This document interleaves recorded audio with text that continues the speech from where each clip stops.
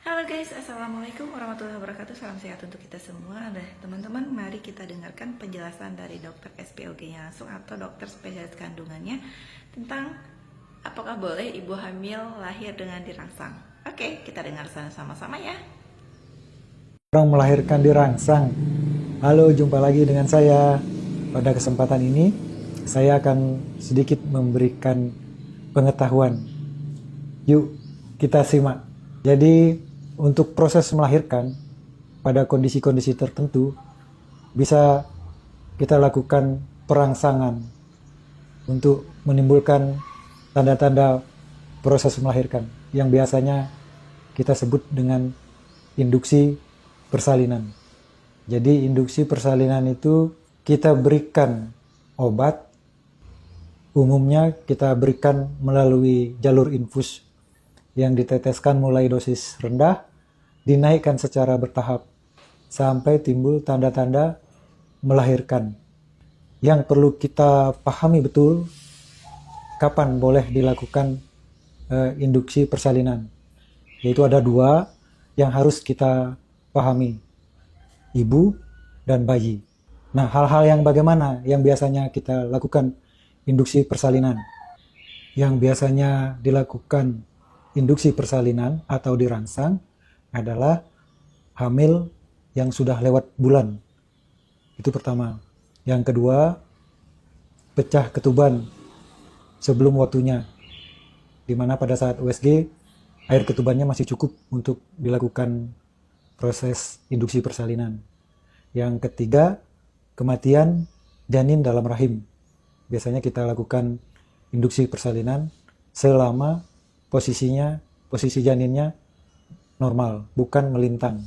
Yang keempat, bisa dilakukan pada kehamilan dengan hipertensi, termasuk kehamilan dengan keracunan kehamilan. Dan yang lainnya bisa misalnya pada penyakit kencing manis, begitu ya. Kalau kita merencanakan untuk melakukan induksi persalinan, jadi harus memenuhi dua syarat. Syarat untuk ibu dan syarat untuk bayinya. Syarat yang harus dipenuhi untuk ibu yang akan kita lakukan induksi adalah satu, bukan panggul sempit. Kalau panggul sempit, mutlak indikasi adalah operasi SC.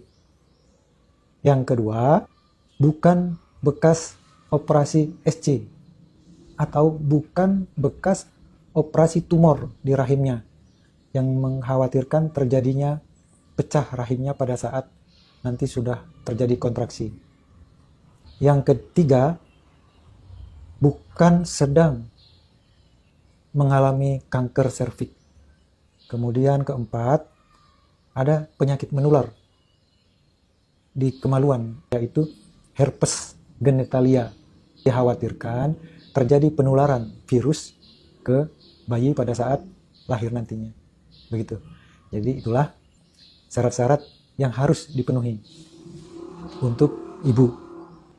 Nah, untuk persyaratan bayi yang harus dipenuhi adalah kapan kita boleh melakukan induksi. Satu, posisi bayi dalam posisi normal kehamilan. Jadi kepala di bagian bawah. Kalau sungsang, melintang, tidak boleh dilakukan induksi persalinan. Yang kedua, tidak ada penghalang di jalan lahir. Misalnya, plasentanya atau ari-arinya berada di bawah menutupi jalan lahir. Itu harus operasi, tidak boleh diinduksi. Yang ketiga, bukan bayi besar. Kalau bayi besar, kemungkinan dia tidak akan lahir. Jadi, jangan dipaksa untuk diinduksi, berbahaya untuk ibu maupun bayi. Yang keempat, lingkaran kepala bayi yang besar. Misalnya pada bayi yang mengalami hidrosepalus, di mana lingkaran kepalanya sangat besar sekali, itu sudah pasti dia tidak akan bisa melewati jalan lahir. Nah, itulah yang bisa saya sampaikan. Mudah-mudahan bermanfaat untuk para wanita, calon ibu hamil, para pak suami. Kalau sekiranya videonya bermanfaat, silahkan like, komen, boleh disebarluaskan. Nah, sudah kan kita dengarkan sama-sama. Jadi, itu penjelasan dari dokter spesialis kandungan, tetapi ingat dengan catatan itu tindakan harus di rumah sakit. Oke? Semoga bermanfaat. Terima kasih. Wassalamualaikum. Bye-bye.